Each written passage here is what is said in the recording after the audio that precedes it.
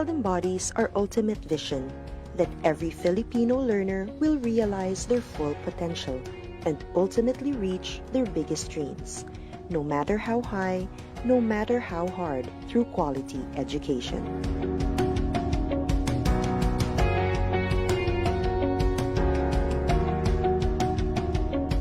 And as our learners aim to soar, we must continue to elevate our goals.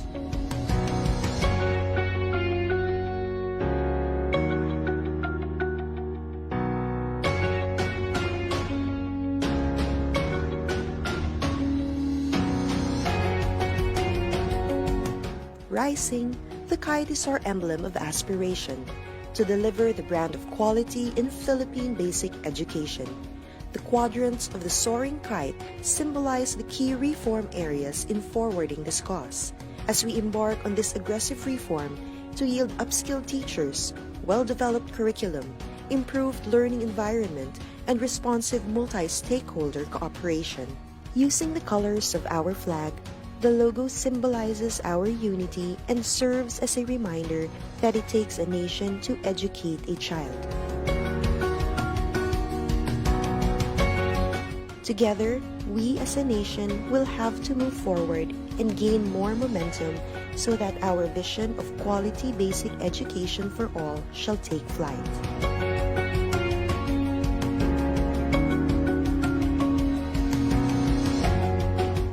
Sama-sama sa pagsulong ng edukalidad.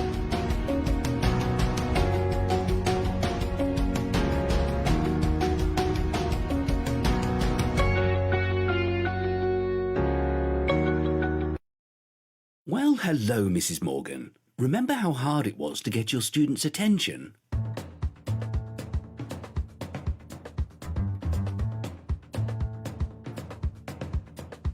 Oh, Mr. Jeski, any explosive ideas?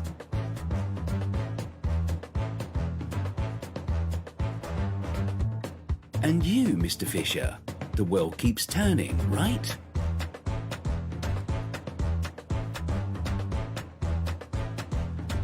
Okay, we're past all that, because now we have Microsoft Educator Center.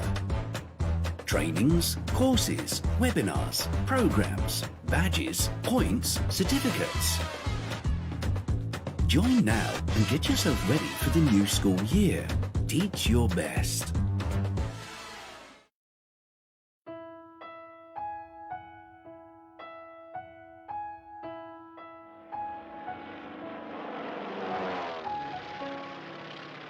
Nang sumiklab ang giyera sa Marawi, maraming buhay at kabuhayan ang nawala. Maraming kabahayan at paaralan ang napinsala. Sa kabila ng matinding suliranin, naging matagumpay ang DepEd na mabigyan ang mga mag-aaral ng pagkakataong ipagpatuloy ang edukasyon at muling bumangon sa sitwasyon. Habang naghihintay sa pagtutuni at pagsasaayos ng mga paaralan, nagkaloob ang DepEd ng mga temporary learning shelters, remedial classes, learning kits, at feeding programs para sa mga displaced learners.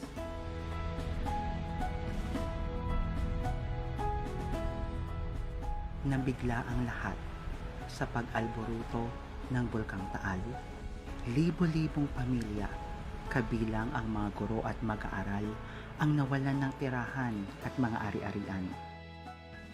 Mabilis ang naging tugon ng DepEd upang makapagpatuloy sa pag-aaral ang mga apektadong mag-aaral. Sinikap ng mga guro na turuan ang mga mag-aaral na pansamantalang tumuloy sa evacuation center.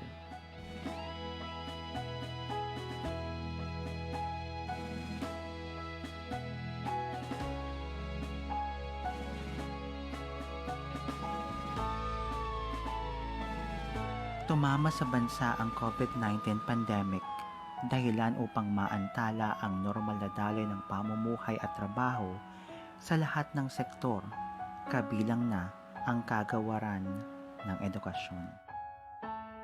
Nang ipatupad ang Luzon lockdown, inilunsad ang DepEd Commons upang tuloy ang pagkatuto ng mga learners habang nasa bahay.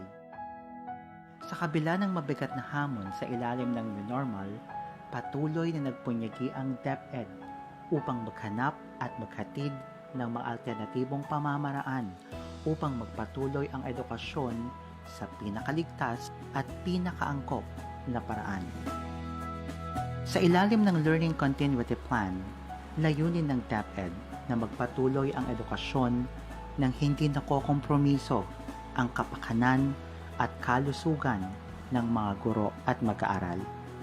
Isusulong ng DepEd ang tatlong pangunahing layunin: angkop na proteksyon, kaugnay ng mga health standards at safety protocols para sa ligtas na school year, patuloy na edukasyon sa pamamagitan ng blended learning, distance learning at homeschooling na angkop sa kapasidad ng bawat mag-aaral, at mabisang aksyon sa pakikipagtulungan sa lokal na pamahalaan at mga partner organizations upang maihatid ang dekalidad na edukasyon para sa lahat.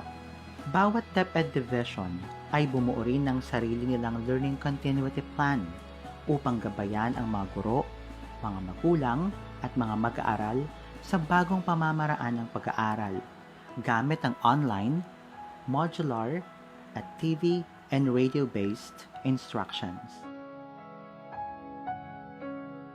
Gamit ang iba't ibang learning modalities, nagdaos ng dry run ang mga paaralan sa iba't ibang bahagi ng bansa, katuwang ang mga local government units at mga education partners upang maging handa sa bagong sistema ng edukasyon. Isinagawa rin ang mga pagsasanay at oryentasyon sa mga magulang upang maging epektibong katuwang sa pag-aaral ng kanilang mga anak. Sa anumang hamon o sitwasyon, handa ang DepEd. Handang kumilos, handang tumugon, at handang magserbisyo. Ang dami ng mga pagsusubok at challenges ang naharap at napagtagumpayan ng ating Department of Education.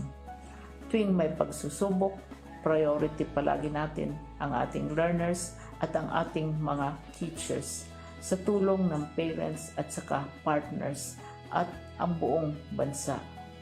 Ngayon, sa hinaharap natin itong new normal na sinasabi nila, matatag ang ating kagawaran, matatag ang DepEd, dahil pinagtibay na tayo ng panahon, kayang-kaya natin ito sa tulong ninyo.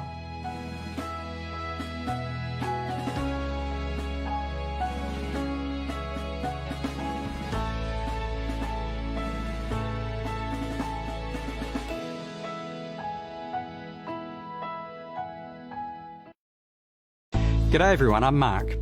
As a teacher and a former principal, I know that professional learning often comes at the end of a very long day. But there are exciting, less structured ways to be in the driver's seat of your own lifelong learning. A great place to start is by engaging with our Microsoft Innovative Educator, or MIE community. This global community is big, in fact it's enormous. Our MIEs love connecting. Monthly tweet meets are global gatherings of inspiring educators around big topics, and their Facebook group acts as a persistent home for discussions and shared activities. Another way teachers are learning within communities is through Microsoft Teams. Now, greater teacher collaboration improves teaching across schools, and Teams is the ultimate platform for a professional learning community. It's open-walled and socially embedded, so you can incorporate your OneNote Staff Notebook PLC and have access to all the goodness of video chat, phone, and collaboration tools. With Immersive Reader built in, it's inclusive and accessible on any device. Your learning community is just a click away. Last tip, our Microsoft Education Centre offers great ways to gain new skills with courses tailored uniquely to your needs. Make it a collaborative experience by picking a MEC course to do together with your peers. And as a bonus, you can practice collaborative learning by exploring a research paper, like the Class of 2030, and treat it just like a book club with your colleagues face-to-face or in Teams. The link to that research, it's in the description. Remember, learning is socially embedded. It's best done together for students and for teachers. Happy learning.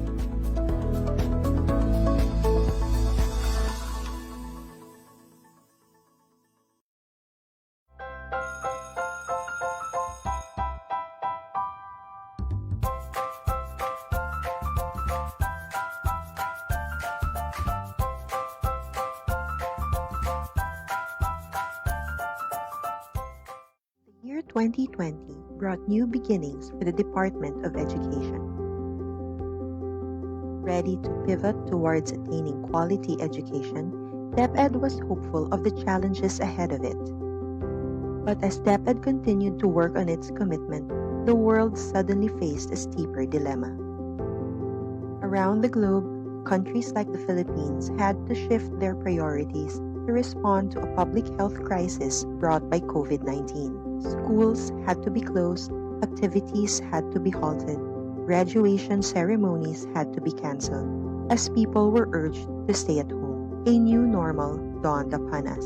As soon as DepEd realized the impact of these disruptions in education, it began to proactively craft its learning continuity plan last April to ensure that learning opportunities will still be available.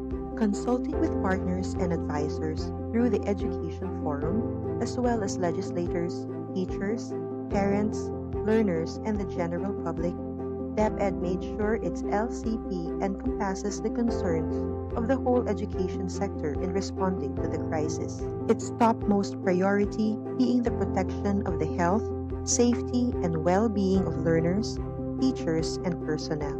To make informed decisions, DepEd first analyzed relevant data and epidemiological picture for the incoming school year. DepEd also issued guidelines on its required health standards to be adopted in all public and private schools and DepEd offices following DOH and IATF protocols. It covers 4 COVID-19 mitigation objectives, namely, to increase physical and mental resilience, reduce transmission, reduce contact, and reduce duration of infection. The LCP also outlined how learning continuity will be ensured. It streamlines the K-12 curriculum into the most essential learning competencies and allows the use of distance learning, homeschooling, and blended learning modalities. Since conducting face-to-face classes will be a risk in most areas, DepEd has anchored its delivery of education to modular, online, TV and radio, or a combination of all. Guided by teachers, modular learning will allow learners to use self-learning modules in a format applicable to learners' capacity. In online distance learning, teachers will facilitate and engage learners' participation through the internet, whether synchronous or asynchronous. TV and radio-based instructions, on the other hand, are converted lessons fit for the broadcast medium. The LCP assures that all our learners, including our SPED, ALS, Madrasa students, can still access education even within the confines of their homes, and ensures that their household capacity will not hinder their right to education. To make this possible, our joint Brigada Eskwela and Oplan Balik Eskwela is assisting the preparations for the rollout of the LCP.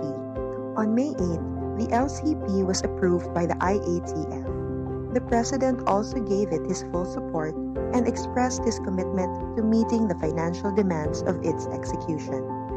The implementation of the LCP will not be easy. It is not a perfect plan, and complications can be expected along the way. But extraordinary times call for extraordinary and proactive measures, and the Department of Education is ready to address the challenges along the way with the help of our national and local government, partners, parents, and learners. As one nation, learning opportunities shall be available in this brave new world for our Filipino children.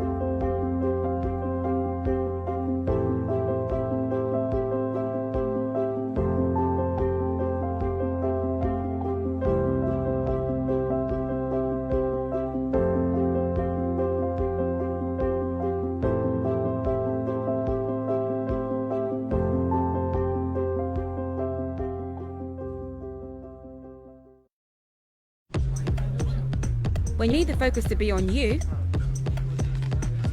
and not whatever that guy's doing, open Teams.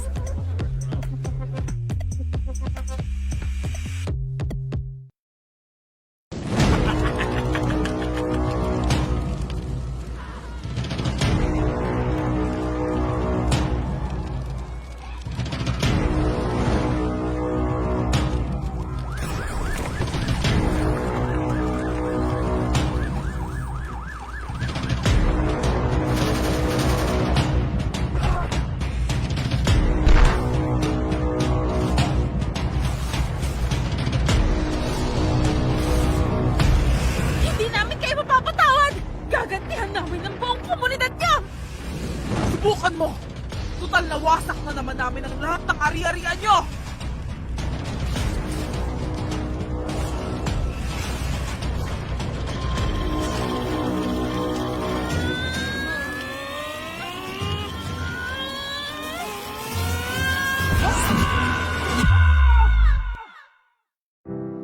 Sa totoong buhay, totoo ang pinsala ng giyera. Mula noon hanggang ngayon. Para limitahan ang kalupitan ng giyera, nagkaisa ang mga bansa 70 taon na ang nakalipas upang itaguyod ang Geneva Conventions. Ang Geneva Conventions ay kinikilala ng buong mundo bilang bahagi ng international humanitarian law na nagtatakda ng mga patakaran ng giyera o the rules of war. Ayon dito, huwag gawing target ang mga sibilyan at kanilang mga ari-arian. Tratuhin sa makataong paraan ang mga nabilanggo at protektahan ng mga doktor, nurse at mga ospital para paglingkuran ang mga sugatan at may sakit saan man panig sila nagmula. Alamin ang Geneva Conventions. Bisitahin ang www.therulesofwar.org.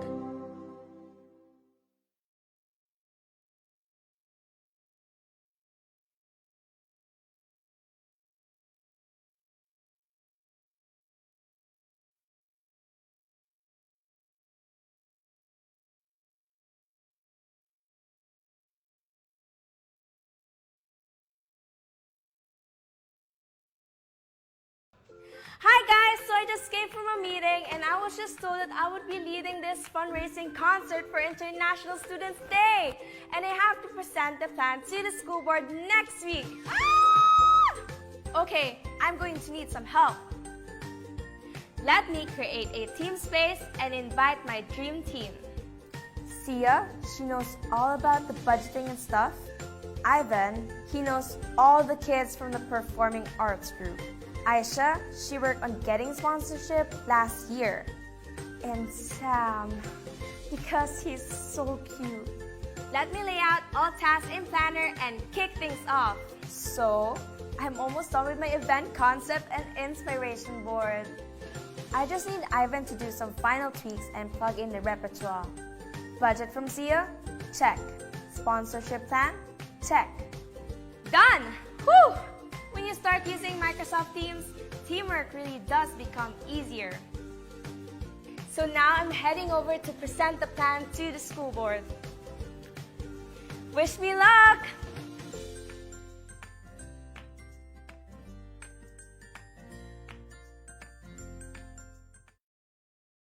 De Luna, Present! Herrera, Present! Valera, Present! Handa ba tayo sa school year 2020? Present! Ngayong taon, ang edukasyon tuloy pa rin. Sa tulong ng DepEd, mga guro at mga magulang, ang handang isip, handa bukas. Tuloy-tuloy ang pag-aaral. May mga modules para sa iba't ibang antas. Sa government TV, maging sa radyo. Mahalagang ligtas ang ating mga estudyante at guro. Kaya kahit nasa bahay, tuloy ang edukasyon. Kung tulong-tulong, may paraan, may aralan. Handang isip, handa bukas.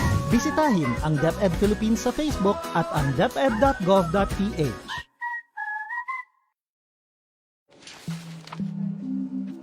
If you spend more time tracking down files than actually working on them, open Teams.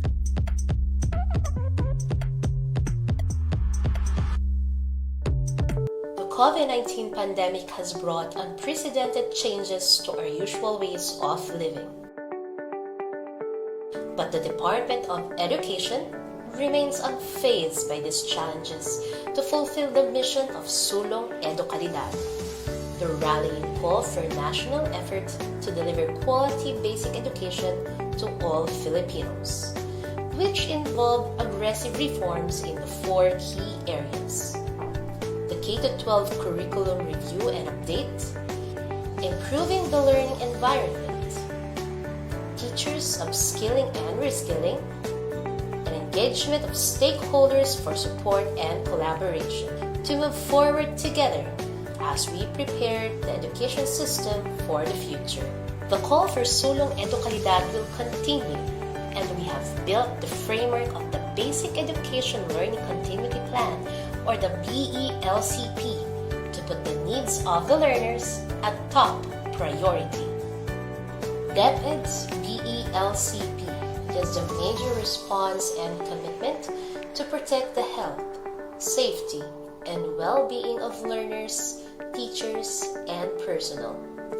The plan aims to provide opportunities to continue education even in these trying times with a BELCP in place, supported by an unprecedented number of diverse stakeholders from the academe, media, industry groups, NGOs, business and private individuals.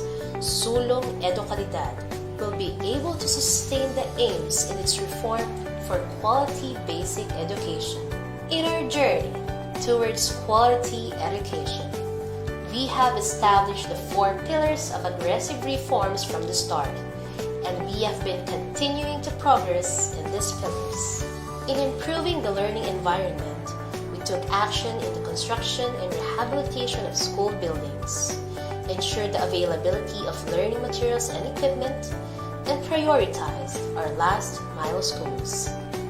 The challenges of the pandemic also brought to light the urgent need to upgrade our ICT infrastructure to service the needs of education. In terms of the teachers' upskilling and reskilling, we were able to establish more innovative professional standards for teachers and school heads. We have aligned the professional development of teachers with their career progression to track their development as part of the National Educators Academy of the Philippines transformation. With the launch of the Education Futures program, where we will be focusing on innovative actions and solutions to improve the state of our education, we are now more than ready to start a new journey and continue our fight for quality education for all Filipino learners. Finally, we've given high importance to the engagement of stakeholders for support and collaboration. In support of this, we have convened the Philippine Forum for Accessible Quality Basic Education, or the Education Forum, which will leverage other partnerships for education quality and strengthen partnership with the Philippine Normal University as the country's national center for teacher education. The department has also been developing a professional development program for teachers and school leaders in order to equip them with the skills, materials, and data that will allow them to help their students prepare for PISA 2022. This intervention consists of the following components: online training for teachers and school leaders, development of learning materials and practice tests for students, deepening the analysis of the PISA 2018 results, and supporting school-level action research. Now that the year is about to end, our commitment to Sulong Edukalidad will continue and will be far from being gone. With a lot at stake, considering our new knowledge and experience from this year's challenges, we are equipped to face a new future. As we head on to the future where we will face many challenges and uncertainties, the department will always be the guardian of every Filipino learner's right to education.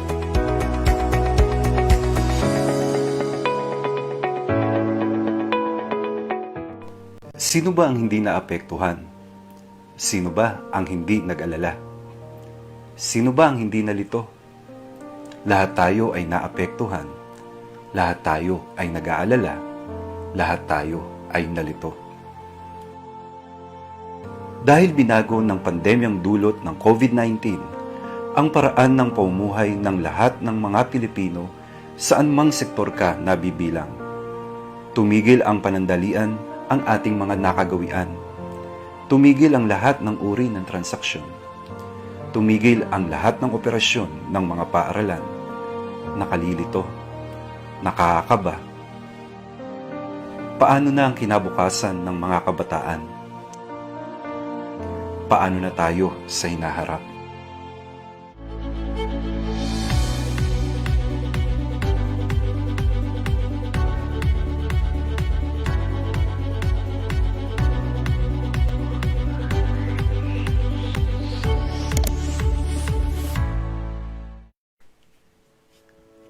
Opisyal na nilulunsad ng Kagawaran ng Edukasyon sa pangunguna ng Office of the Undersecretary for Curriculum and Instruction ang DepEd Teaches. Ito ay isang online na programa na gagabay sa mga guro, tagapangasiwa, magulang at mag-aaral hinggil sa mga pagbabago sa batayang edukasyon ngayong new normal.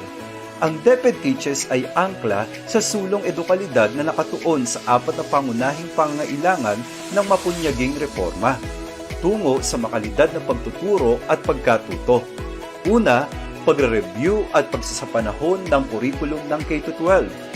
Ikalawa, pagpapaunlad ng kapaligiran pampagkatuto. Ikatlo, paglinang ng mga bagong kasanayan sa mga guro. At ang ikaapat, ang pakikipag-ugnay sa mga stakeholder para sa suporta at kolaborasyon.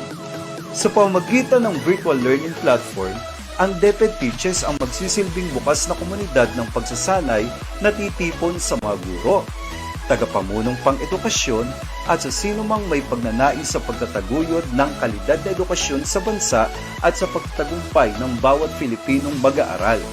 Ang mga opisyal, education specialist, learning content expert at outstanding teacher ng DepEd ang magiging tagapanayam na magbabahagi ng kanilang kaalaman at kasanayan sa kurikulum, pagtuturo at pagkatuto, pagtataya at lahat ng kaugnay na mahalaga sa proseso ng pagtuturo at pagkatuto sa new normal.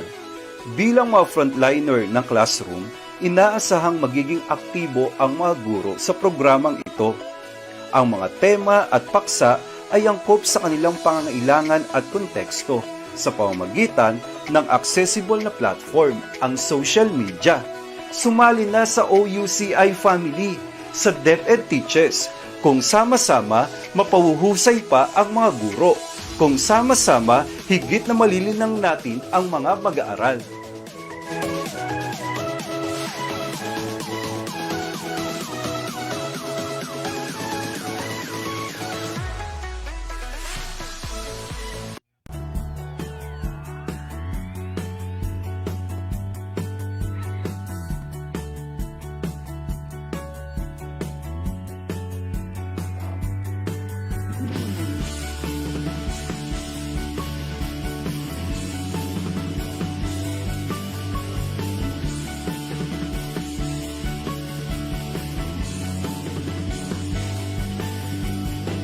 Today is a great day. For new learnings awaits us here in DepEd Teaches. A wonderful afternoon to our loyal viewers and to the followers of our social media platforms. Sending good vibes to all of you who are tuning in right now at DepEd Teaches, DepEd Philippines, DepEd Tayo, and in our YouTube channel account. We hope our learnings here always brings joy and excitement as we make most of our situation in the new normal and let us seize every opportunity.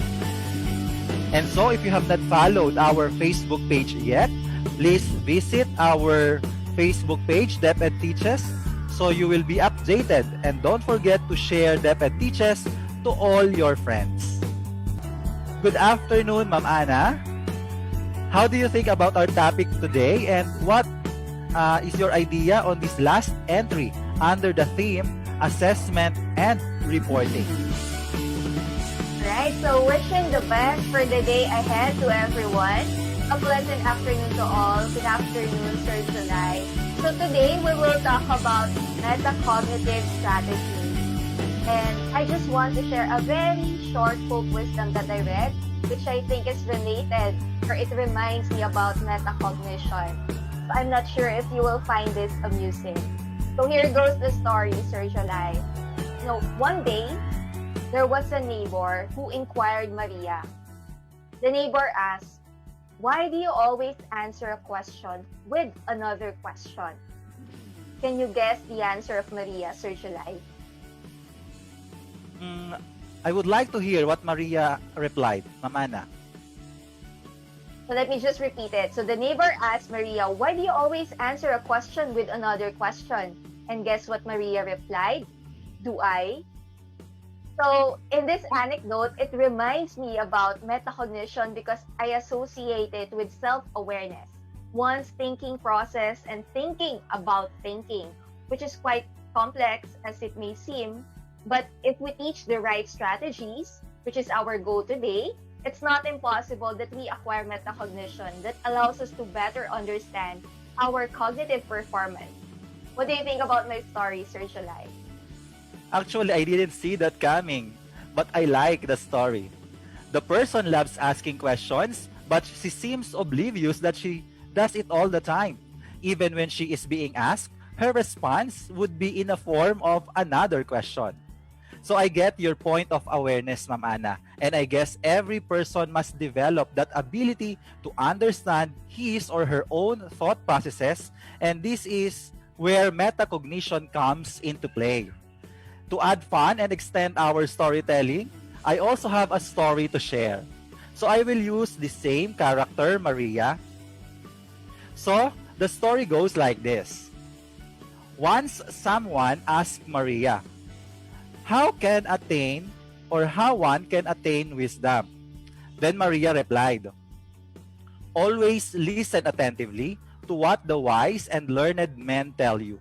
And when you are speaking to others, listen carefully to what you are saying. So what do you think is the moral of the story, Ma'am Ana? Well, that's a good story. Spill the beans, Sir July. What is it then? Okay. We attain wisdom not just by listening to others, but understanding also how we think and communicate. And that's why the advice in the story was when you are speaking to others, listen carefully to what you are saying. It's an interesting perspective that we might be forgetting that the first person that we must truly understand is our very own self. Agree to that, Ma'am Ana? Definitely, I agree with that. Knowing oneself is very important. So the story I have shared reminds me of the saying that once a philosopher said, knowing others is a wisdom, knowing yourself is enlightenment. And when we talk about metacognition, it's related to knowing yourself. That will improve yourself because if you practice metacognition, you understand what works in you, what strategies you must apply to suit your level, and understanding what others say and how we learn. All of these reflect metacognition. So, Miss Ana, in the story that we shared about Maria's strategy, which is about asking questions and listening to what she herself says to others, are there other strategies or metacognitive strategies that we can also develop? That is a tough question because I noticed, Sir July, metacognition is not explicitly taught in the classroom. I'm speaking in my own experience. Like, what I mean is that we do not verbally tell our students, class, we are applying metacognition today. But these strategies are definitely and must be embedded in our instruction across all learning areas. And before we dive deep into these strategies, I'm going to ask you a question also, Sir July. Why do we want our learners to develop metacognitive skills? Aside from the fact that it nurtures self-awareness, just like the stories that we have shared, I think gaining a deeper understanding on how we think, feel, and act can boost our learning and improve social relationships as well. For example, some students may think and process information best in quiet space, while others may focus better surrounded by familiar noise or music. So learning strategies that work in science may be different from those applied in the study of language. What do you think of that, Ma'am Ana? Sounds great, Sir July. With greater awareness of how students acquire knowledge, students learn to regulate their behavior to optimize learning. So they begin to see how their strengths and weaknesses affect how they perform. So overall, when we say metacognition, it plays an important role in learning and life experiences. Exactly, Ma'am Ana. And based on my reading in Edutopia Beyond Academic Learning, when students gain awareness of their own mental states, they begin to answer important questions, such as, How do I live a happy life? How do I become a respected human being? Or how do I feel good about myself? So through these reflections, they also begin to understand other people's perspective. So isn't it wonderful that if we develop metacognitive skills as well, Mamana? Wonderful indeed. So the basic question here in metacognition is about how do we learn best, I think, Sir July. And I'm curious, when you were still studying as a science major, way back in your college years, what were your strategies then? Let's say at a superficial level of understanding metacognition. Like, do you prefer studying on your own or with a group? Or just listening to pure lecture will help you a lot? Or you need more hands-on experience for you to better understand the concept? Way back in college, Ma'am Ana, I think jotting down notes and studying on my own, I think was my learning style and the metacognitive strategy that worked best for me. Though there were times that I enjoyed studying in a group, but in most physics subjects, as my major, I work independently on problem sets and mathematical assignments. Also, planning for learning works best for me. I used to plan, budget my time, set my learning targets, and prioritizing to what to study or what to work first among the tons of academic requirements. How about you, Ma'am Ana? How do you learn best when you were in high school? How do you prepare and study for your least favorite subject? Okay, that's an interesting question. So, for me, note-taking and rereading work best for me. Before, I used to think that memorizing would help a lot, but later on, I realized that when you encounter a new problem, different from the one given by your teacher, like my math teacher, the struggle is real. So what I do is that I borrowed books to practice more math problems, which are different from the notes I had in class. So this helps me feel more prepared and confident that I will at least somehow get a passing grade in my Waterloo, which is math. So I tried different methods, trial and error, and then I've come to realize that note-taking, rereading, and practicing are very helpful for my learning. So even in college, I was able to practice and use these strategies that work best for me. Yeah, that sounds good, Ma'am Ana. So I think enough for ourselves, and let us now get to know better our audience here on DepEd Teaches. So we will play another challenge. We will ask you, our audience, our viewers, 4 questions or statements, and feel free to share your answers here in our live comment section on our Facebook pages. You are given 30 seconds to answer the questions and write true or false. All right, so we will read some statements and then you type in the comment section whether the statement is true or false. Okay, let us show now the first question, please, or the first statement, please. Metacognition and self-regulated learning are the same thing. Is it true or false?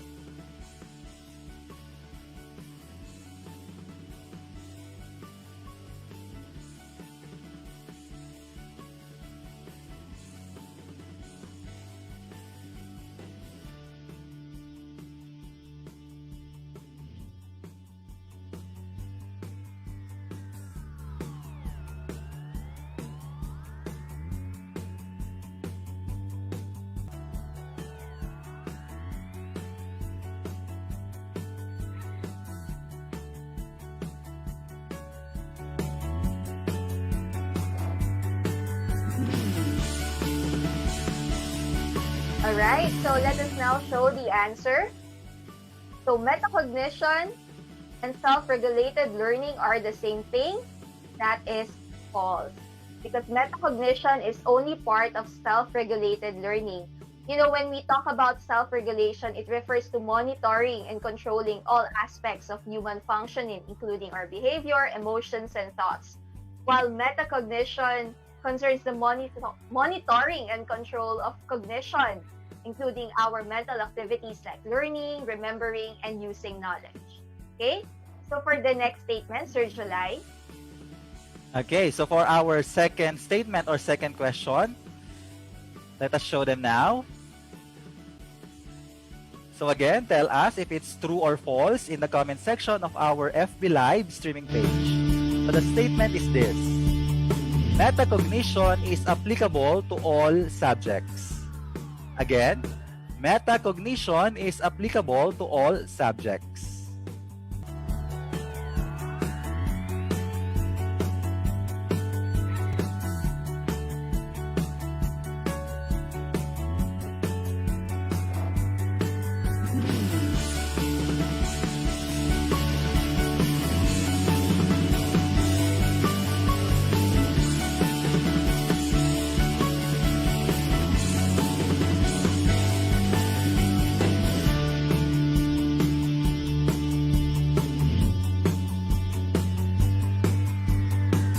Okay, I think we can reveal now the answer.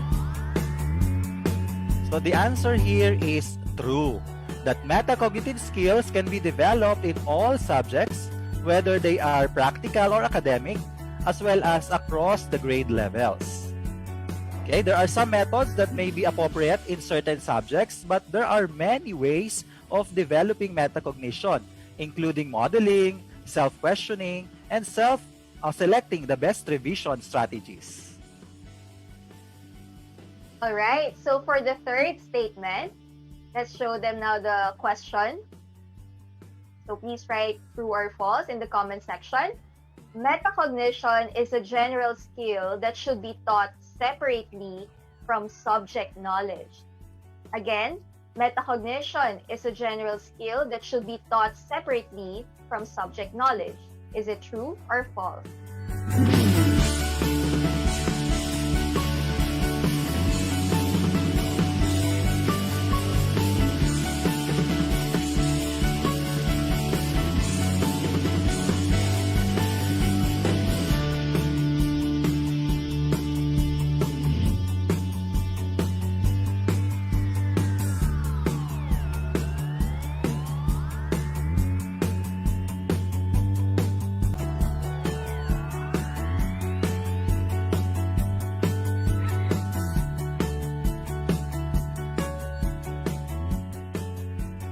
Alright, so let us reveal now the answer.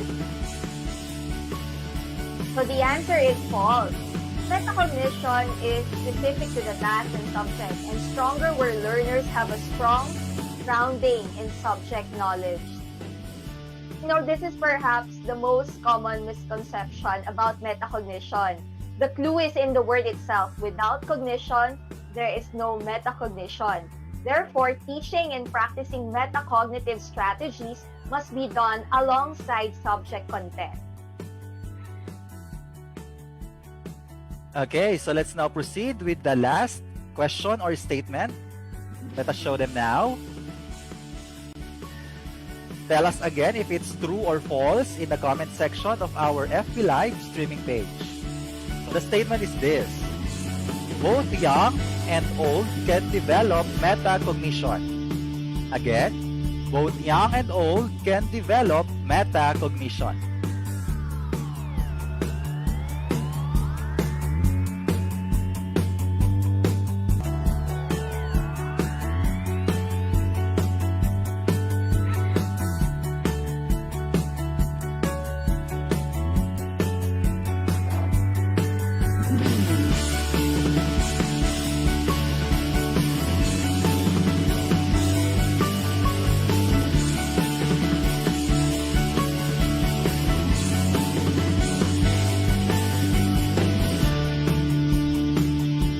Okay, we can now reveal the answer for this. The answer is true. As soon as an individual starts using a range of strategies, they can be metacognitive. Therefore, metacognition is something that can be developed in a child. All individuals are constantly planning, monitoring, and evaluating their cognition. Therefore, there is no age group that is not being metacognitive.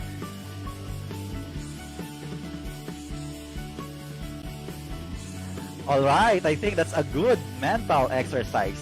I hope these items prepare our audience for this another exciting episode about metacognition. And let's try to discover on how we can develop these important skills across all levels in all subject areas. Sounds great, Sir July, and I'd like to commend our participants, our live audience, for actively participating in the challenge that we just had. So, Sir July, a moment ago, you asked me about what are the other metacognitive strategies that I'm aware of. I guess the best person to answer this question is our invited research speaker. So without further ado, let's meet the person who will shed some light on this topic, helping learners develop metacognitive strategies in online distance learning. Our research speaker brings her passion and advocacies on the areas of shared governance, performance management, curriculum and instruction, teaching and facilitating, and mentoring and coaching as she serves as school's division superintendent of the Department of Education Region 4A Division of Rizal. She is also a certified online tutor of CIMEO, Inotech, Quality Management System Coach, and ardent eco-warrior. She always says that all of the hats that she wears in DepEd, what she will never remove is her teacher's hat. She prefers to be called Teacher Che, who takes pride as alumna of Philippine Normal University, Manila, and at present working on her dissertation at the University of the Philippines, Los Baños, under the program Philosophy and Development Studies. Our speaker is also a recipient of various awards such as Outstanding Women in Calabarzon in 2018, Best Performing Schools Division Superintendent in 2017, Outstanding English Teacher of Region 4A in 2006, Outstanding PNU Alumni Chapter Awardee in 2004, and Outstanding School Paper Advisor in 2002. She is also noted for her mantras. 1.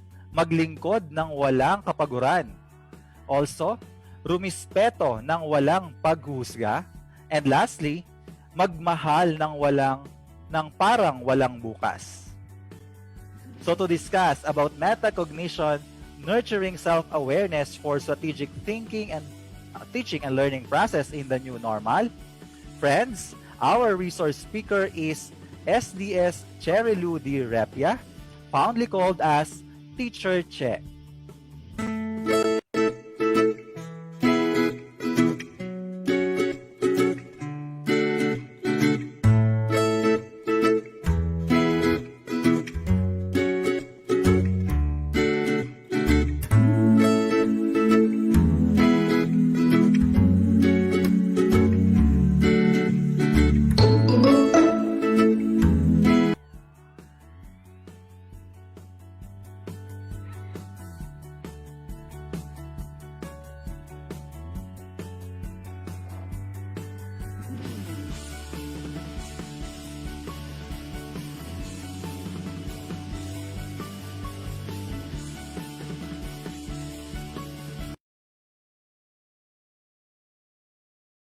Nagmamagandang araw sa inyong lahat, mga kaguro.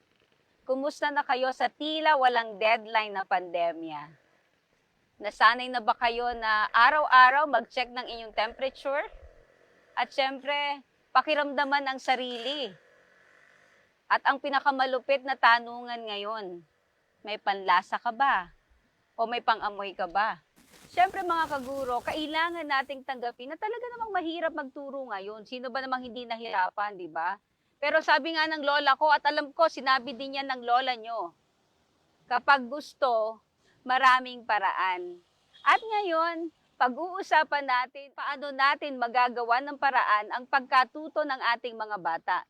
Bilang isang guro, para sa akin, ang pinakamadiin ng estratehiya sa pagkatuto ay ang maituro sa mga bata ang tamang pag-atake sa anumang lesson, di ba? Kailangan mahusay nating magawa yon dahil kasama sa pagkatuto ang pagbibigay puso sa pagtuturo. Kaya samahan niyo ako mga kaguro, pag-uusapan natin ngayon ang metacognition, nurturing self-awareness for strategic teaching and learning process in the new normal. Alam niyo mga kaguro, nung ako'y nagtuturo pa, kadalasan sa gabi, pinag-iisipan ko yung mga nangyari sa akin ng maghapon. At kasama dito yung mga tanong ko sa aking sarili, nagawa ko ba ng maayos yung aking maghapon?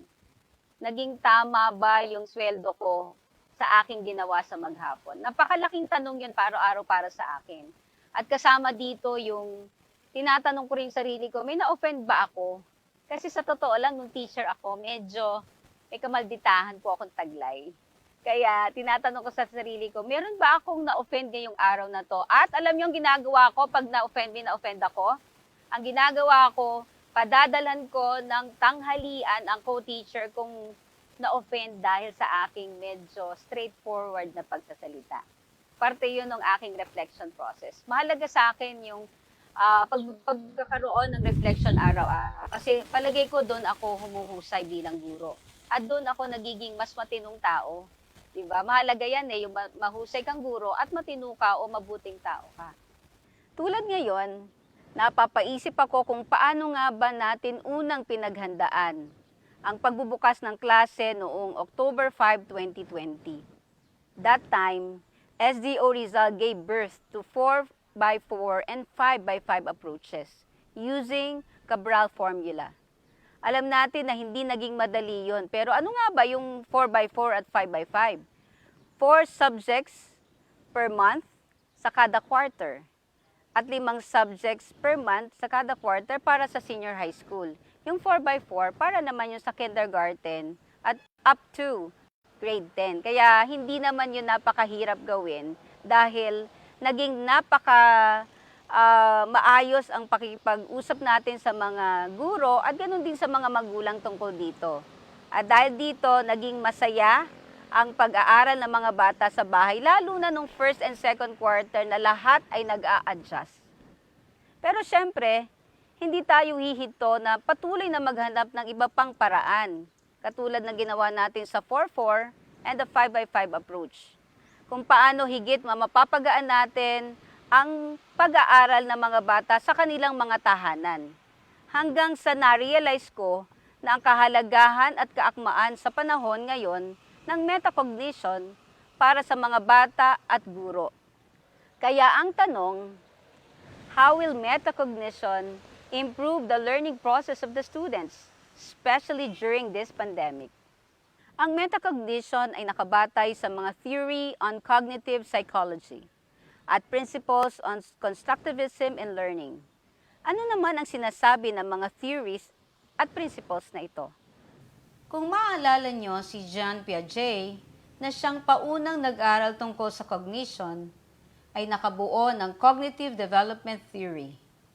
According to this theory, ang mga tao ay dumadaan sa 4 na antas ng cognitive development: sensory motor, pre-operational, concrete operational, and formal operational stages. Ang mga antas na ito ay iniaayon sa edad. Habang tumatanda ang tao, mas lumalawak ang kanyang kakayahan, maintindihan ang mga bagay, maging ito man ay sitwasyon o konseptong pinag-aaralan.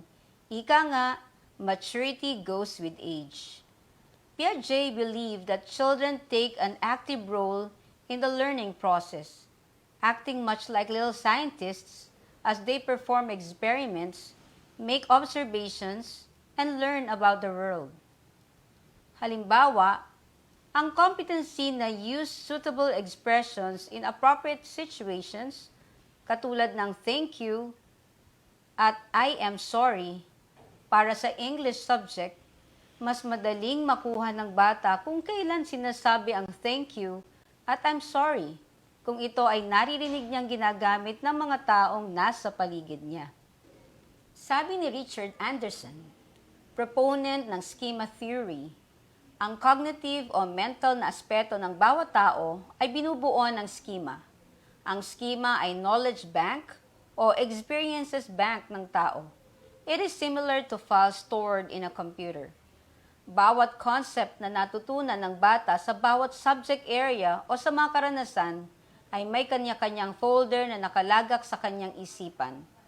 As child interact with people around them, they continually add new knowledge in their schema.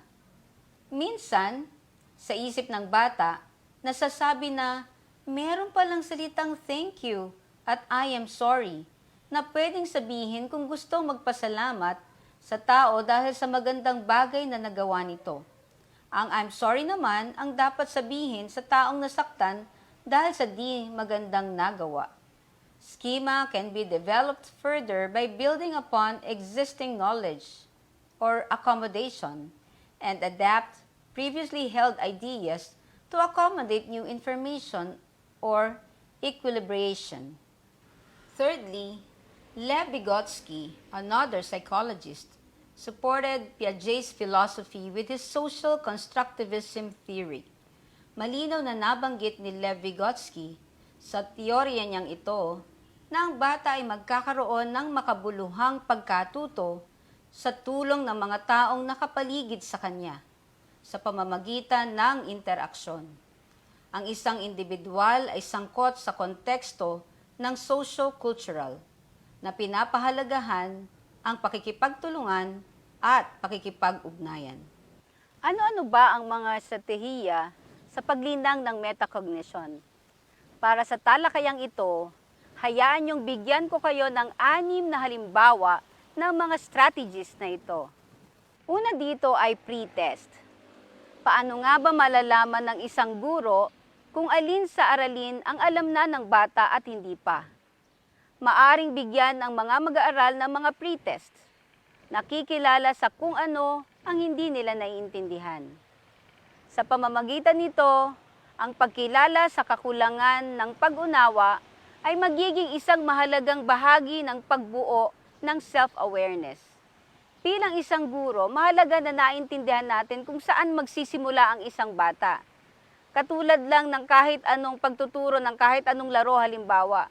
Dapat alam natin kung pag tinuruan natin siya ng volleyball, alam niya na kaya niya kung marunong siyang mag-serve, marunong siyang mag-block, at ano pa yung kaya niyang gawin doon sa volleyball na laro. Napakahalaga na alam mo kung saan ka magsisimula bilang guro. At dapat ang kaalaman na ito o self-awareness na ito ay alam din ng isang bata. Saan niya kailangan pang magpursigi at alin ang mga bagay sa aralin na yon na kaya na niyang gawin. Ito ay isang mahalagang pagkakataon ng pagkilala sa sarili sa ating mga bata. Mayahalin tulad natin ang pre-test sa usapang pag-ibig. Diba sa unang sigwa, diba tawag nila sigwa? Sigwa ng pag-ibig, yung mahalaga yung pagkilala sa bawat isa. Hindi lamang yung pagkilala ng babae sa lalaki o ng isang tao sa isang tao, kundi pareho nilang kilalanin ng bawat isa. Kasi kailangang malaman nila kung saan sila magsisimula sa kanilang pagkakakilanlan. No? Mahalaga kasi yun eh. And I think, kapareho yun ng pre-test sa isang guro at isang bata, na kung saan ang guro ikilalanin kung nasaan na nga ba ang kanyang mag-aaral sa mga bagay o tungkol dun sa aralin na yon. Nasa ang level na siya. At ganun din naman yung isang guro, inaalam din niya kung ano ba yung kaya niyang ituro sa batang yon sa isang partikular na aralin na kanyang itinakda. So mahalaga po yun yung pagkakilala na yun, kasi kung kikilalanin natin ang bawat isa sa paraan ng pagkatuto o sa panahon ng pagkatuto, nandito ang kasiguraduhan na alam natin kung ano ang ating ipapahayag o ipapakita sa ating mga bata. Ito yung magbibigay ng direksyon kung paano nga ba natin tutulungan ang bata na mas maintindihan ang aralin na ating ituturo. So tandaan, parang usapang pag-ibig lang yan. Kilalanin natin ang ating bata. At kilalanin natin ang ating sarili bilang guro ng aralin na yon. Pangalawa, magbigay ng mga pagkakataong sumasalamin sa coursework. Dito ay binibigyan ang bata ng pagkakataon na mag-reflect sa kung ano ang kanyang alam. Gusto pa niyang malaman, kanyang natutunan, at para saan ito. Sa DepEd na mahilig sa acronym, KWLS lang ito. Know, want, learned, and so what. Ang mga katanungan na makakatulong sa prosesong ito ay ang mga sumusunod. bago ang kursong ito. Naisip ko ang mga lindol ay sanhi ng may linya, siyempre, fill in the blanks tayo. Ngayon, naintindihan ko na sila ay resulta ng. So, merong pagkakaiba sa una mong naisip bago ka mag-aral ng isang aralin tungkol sa lindol at ano yung natutunan mo after nung pag-aaral nyo ng tungkol sa lindol. Nakikita ang pagkakaiba. Paano nagbago ang aking pag-iisip tungkol sa mga greenhouse gases mula nang kinuha ko ang kursong ito? Mahalaga yung mga ganong tanungan, mga kasama. Kasi pinapakita nito kung paano ang pagkatuto natin ay nababago ang ating mga pananaw at opinyon sa mga bagay na nasakop ng ating mga aralin. At mahalaga sa ating mga kaguro na maramdaman ang prosesong ito at makita na ang prosesong ito ay nagaganap sa ating mga estudyante. Mahalaga ang paano binabago ng ating mga pagtuturo ang kaisipan ng ating mga bata. Ang pangatlo ay hikayatin natin ang ating mag-aaral na gumawa ng kanilang sariling reflective journal. Alam niyo yun, mahalaga kasi yung meron tayong journal na ginagamit sa ating pag-aaral. Kahit mismo ang guro, kailangan may sarili tayong journal kung saan doon natin sinusulat yung ating mga natutunan sa araw-araw. Naniniwala kasi ako na yung mismong pagtuturo natin ay isang paraan din ng pagkatuto. Mas nakikita natin kung sino nga ba tayo bilang guro. Gaano tayo kapasensyoso at pasensyosa bilang gumagabay sa mga kabataan. Paano nga ba tayo nagiging mas mahusay dahil sa mga karanasan natin sa pagtuturo at napakahalaga nito upang kilalanin natin ang patuloy nating paglago sa ating propesyon. Kung tayo ay dumadaan sa ganong proseso, mahalaga na makita rin natin kung paano ang ating mga estudyante mismo ay nagiging mas mahusay dahil kanilang isinusulat ay mga bagay na nagaganap sa kanila. Paano nagbabago ang kanilang pananaw, paano nagbabago ang kanilang itsura. Kasi nung nalaman nila pala na mas maganda yung lagi kang nakangiti kasi sabi nga ni teacher, mas tama na laging happy yung disposition mo.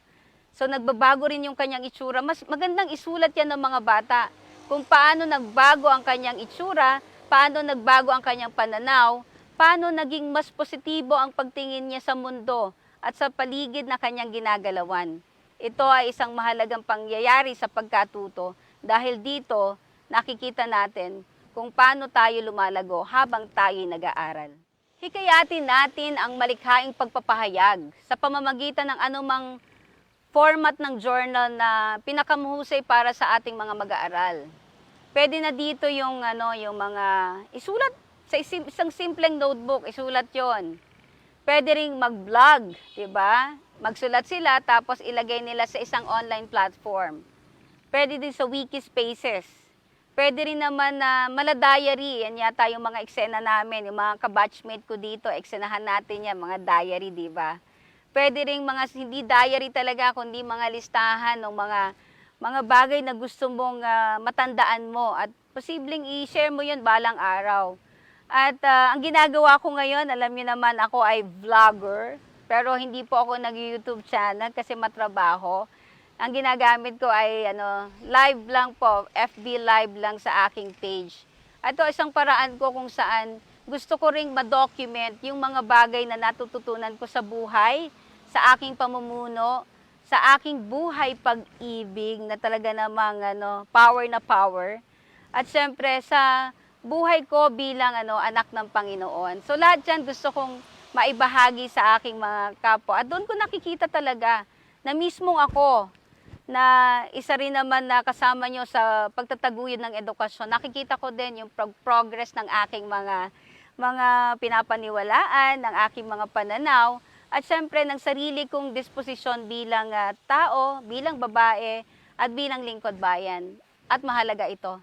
Gusto ko pa rin bigyang diin ang tungkol sa reflective journal kasi naniniwala ako na mahalaga ito Mahalaga ito na sabi ko nga, sa ating journey sa buhay, may pagkakataon na may pagdadaanan ka na medyo bumpy, na medyo, alam niyo yon, talagang ipupush to the wall ka talaga ng sitwasyon na yon. At mahalaga na may babalikan ka.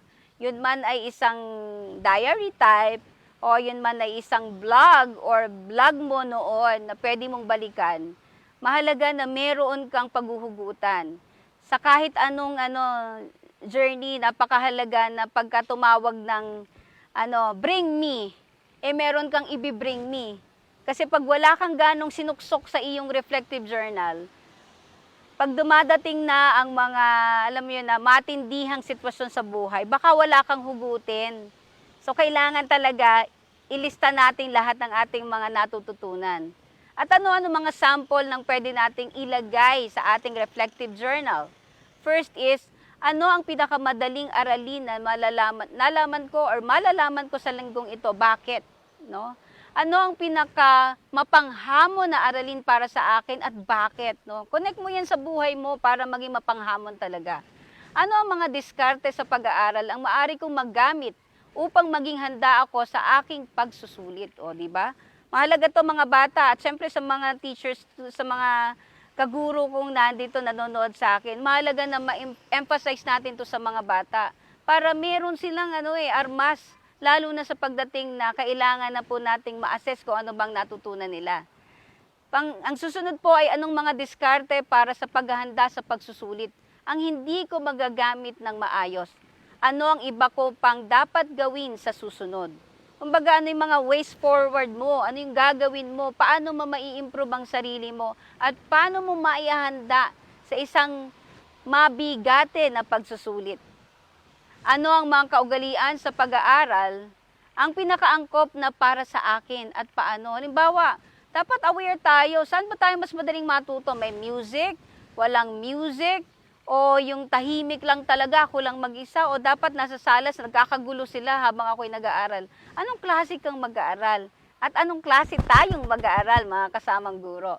Ano ugali sa pag-aaral ang susubukan ko o mapapabuti sa susunod na linggo? Ibig sabihin, ito na yung parang gusto mo nang ma-improve pa yung sarili mo sa pag-aaral at mapapalikan mo pa rin yung reflective journal mo para masabi mo na, ito pwede kong gawin. Ito pwede kong sabihin kasi ito yung magbibigay ng improvement sa aking sarili. At lahat na ito, kung bakit tayo nagre-reflect para sa improvement ng ating sarili, hindi lamang bilang guro, kundi bilang anak, bilang asawa, bilang kapatid, bilang mamamayan ng ating bansa, at siyempre pinakahigit sa lahat, bilang anak ng Panginoon. Pang-apat, gumamit tayo ng wrapper upang masubaybayan ang kasanayan ng ating mag-aaral. Hindi ito yung wrapper na pambalot, siyempre, alam niyo yon. When we say wrapper, it's how the teacher would wrap up things, diba? Parang narinig natin yan sa mga seminar, wrap up na yan, diba? Ito yung mga pagkakataon na we are trying to come up with synthesis of what happened and paano natin mas madidiinan yung mga mahahalagang parte ng isang aralin. Ito yung wrapper na tinatawag. Kaya importante itong wrapper kasi ito yung kumbaga ay magbabalot ng lahat ng ating natutunan. At mahalaga sa isang bata yung ganung pakiramdam na mayroong sense of accomplishment kasi alam niya na tulungan mo siya kung paano pagtatahi-tahiin, di ba? Pagtatahi-tahi ng lahat ng mga natutunan niya sa kanyang pag-aaral. At ganoon din tayo. Kapag tayo ay nasa isang seminar, mahalaga yung wrapper. Ikaw mismo, kung walang magra-wrapper para sa isang araw na yon, ikaw mismo, kailangan mag-notes ka ng iyong wrapper para alam mo kung ano yung mga natutunan mo sa isang seminar o sa isang meeting with your principal. Mahalaga yung bagay na yon. And that is still awareness. And that is still part of being reflective. And that is still part of being conscientious of what you do as a teacher. Don't forget the wrapper.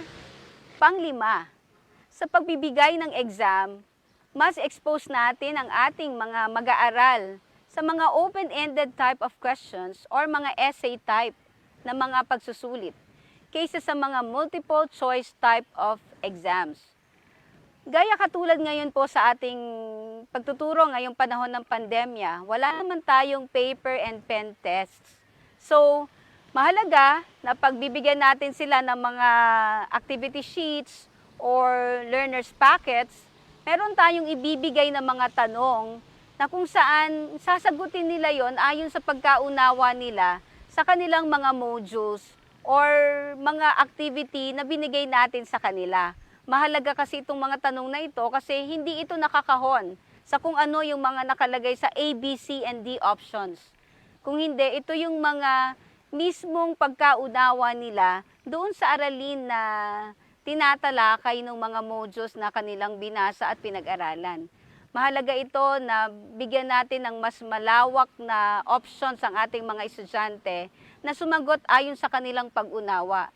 Kasi ang pagsagot na ito ang magbibigay sa atin ng, alam niyo na, yung mga indicators na talagang naintindihan nila tayo at hindi naman tayo naniwala sa minsang hulaan na pagsagot ng A, B, C, D, and E, di ba? Alam nyo yan, mga kaguro.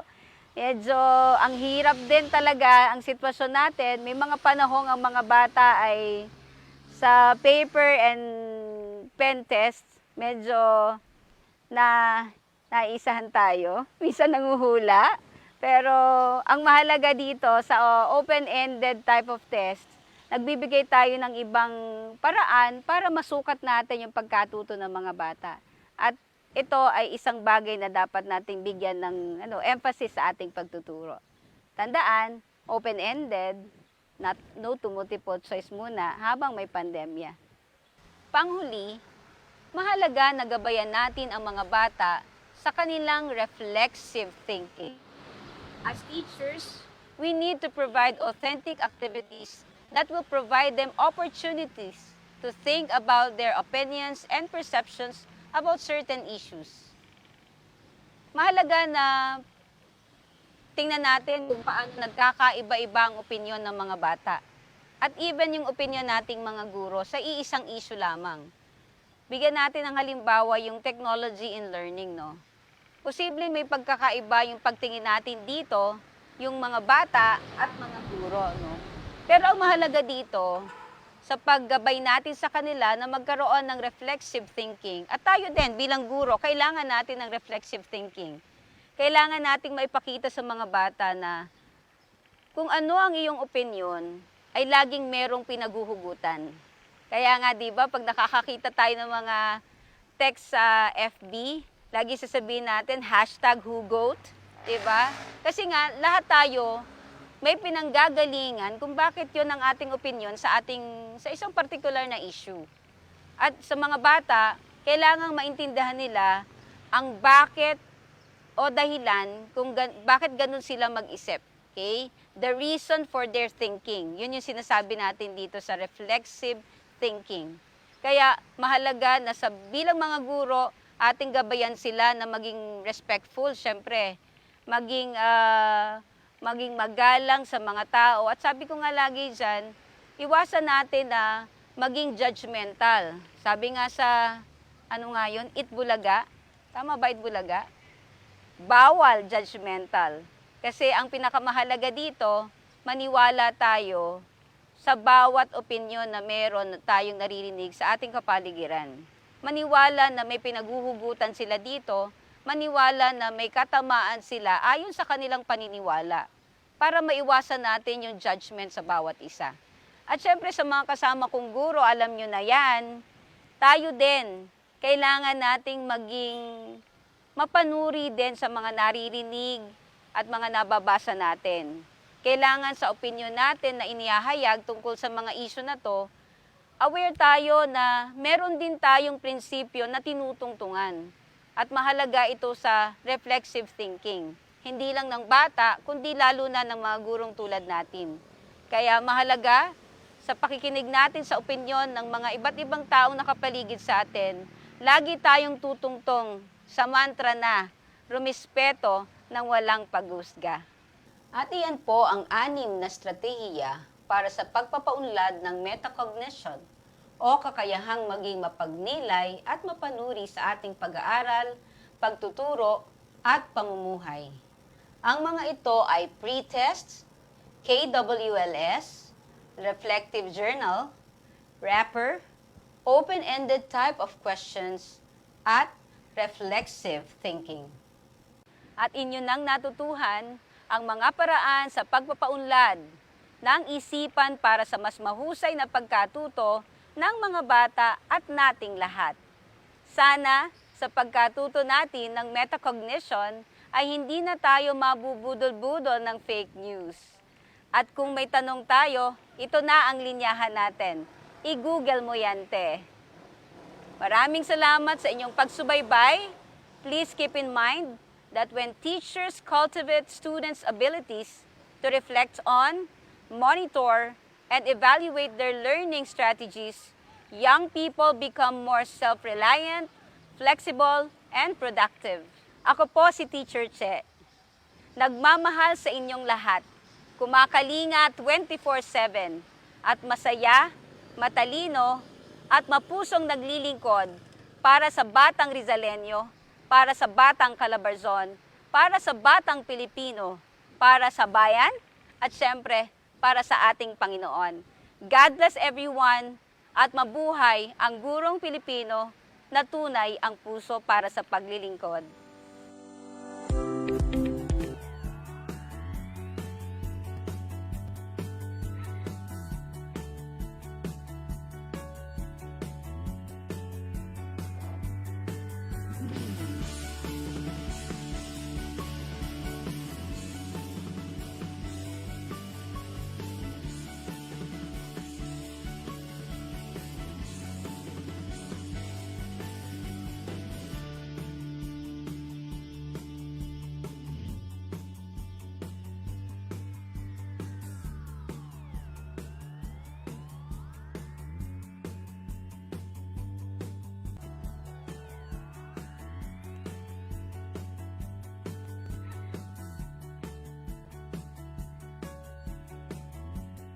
Thank you so much, SDS Cherrylou Repia, for that very exemplar, lucidly explicable, and brilliant presentation.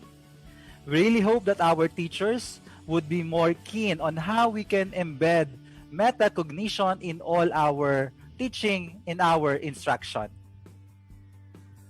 Then to our viewers, just keep on sharing your insights and learning here on DepEd Teaches comment section. Don't forget to use the hashtag I support DepEd Teaches, and hashtag DepEd Teaches episode 18. Alright, so thank you so much again, SDS Cherrylou Repia. More than just visually appealing, it was a power presentation. Kudos to the team. So few reminders, today is the last entry under the theme, Assessment and Reporting. For you to receive your certificates of appearance and participation, you must pass the evaluation. On the screen, you see the link. It is open until Saturday midnight. So if you miss some of the highlights in the episodes 15 to 18, you can always rewatch on our official Facebook page, DepEd Teaches, before taking the evaluation. You only have one chance, so we hope that you will take it seriously by reviewing first all the episodes in assessment and reporting in case you've forgotten the discussion. Again, thank you so much for tuning here on DepEd Teaches. We hope to see you again next week. On behalf of the curriculum and instruction strand, we are always delighted to serve you the best learning opportunity, and we hope that in today's episode, we have come to realize that we don't just teach for our students, but what is more essential is that we teach them how to think. Just like here on DepEd Teaches, we invite you teachers to think about your learning. In every exclusive episode here of DepEd Teaches, and our mission is empowering teachers, enabling learners. A pleasant afternoon to everyone.